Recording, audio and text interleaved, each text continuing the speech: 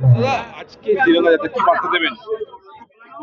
আমরা পরিষ্কার বার্তা দিতে চাই যে ভারতবর্ষের যশস্বী প্রধানমন্ত্রী মাননীয় নরেন্দ্র মোদীজি যে ঘর ঘর তিরঙ্গার যে কার্যক্রম নিয়েছে, অর্থাৎ ভারতবর্ষের প্রত্যেক মানুষের বাড়িতে আমাদের প্রাণের চেয়ে প্রিয় যে তিরঙ্গা পতাকা, সেই তিরঙ্গা পতাকা পৌঁছে দেওয়া এবং 15ই আগস্ট আমরা আবেদন করেছিলাম তিরঙ্গা পতাকা উত্তোলন করা।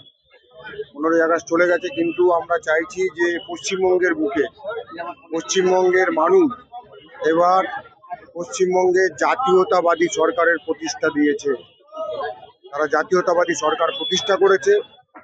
আর এই জাতীয়তাবাদী সরকার প্রতিষ্ঠা করার জন্যে অনেকের আজকে গায়ে চুলকানি হচ্ছে, অনেকের গায়ে জ্বালা ধরছে।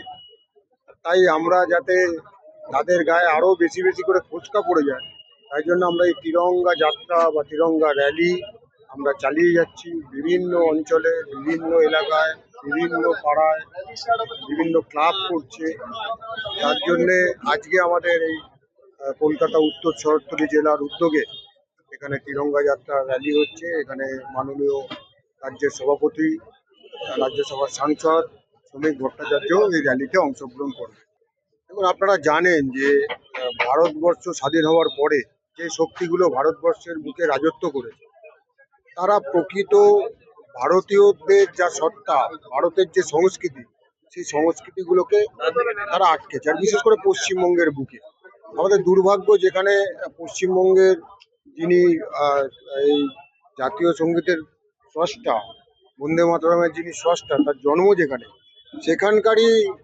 সেখানেই সেই বন্দে মাতরম সঙ্গীতকে যাতে খণ্ডিত করা হয় সেই ব্যবস্থা তারা করেছে। আজকে আমাদের কেন্দ্র সরকার তারা আইন করে সেখানে বলেছে যে বন্দে মাতরম যে পুরো অখণ্ড বন্দে মাতরম ছিল, অর্থাৎ পুরো গান, সেই গানটাকে গাইতে হবে। এবং আমরা আনন্দের সাথে দেখছি যে ভারতবর্ষ তথা পশ্চিমবঙ্গের বুকে যাদের বন্দে মাতরম গান গাইতে গেলে পালিয়ে যেতে হতো।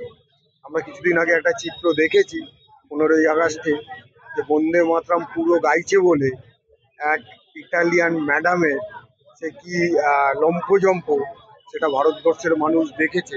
আর সেই সমস্ত লম্ফজম্প করা দল পশ্চিমবঙ্গেও রয়েছে বা ছিল, কিন্তু তাদের মুখে চুনকালি মাখিয়ে দিয়ে আজকে প্রত্যেকটা স্কুল থেকে আরম্ভ করে বিভিন্ন অনুষ্ঠানে বন্দে মাতরমের যে সঙ্গীত, অর্থাৎ পুরো সঙ্গীতটা মানুষ আজকে স্বতঃস্ফূর্তভাবে গাইছে।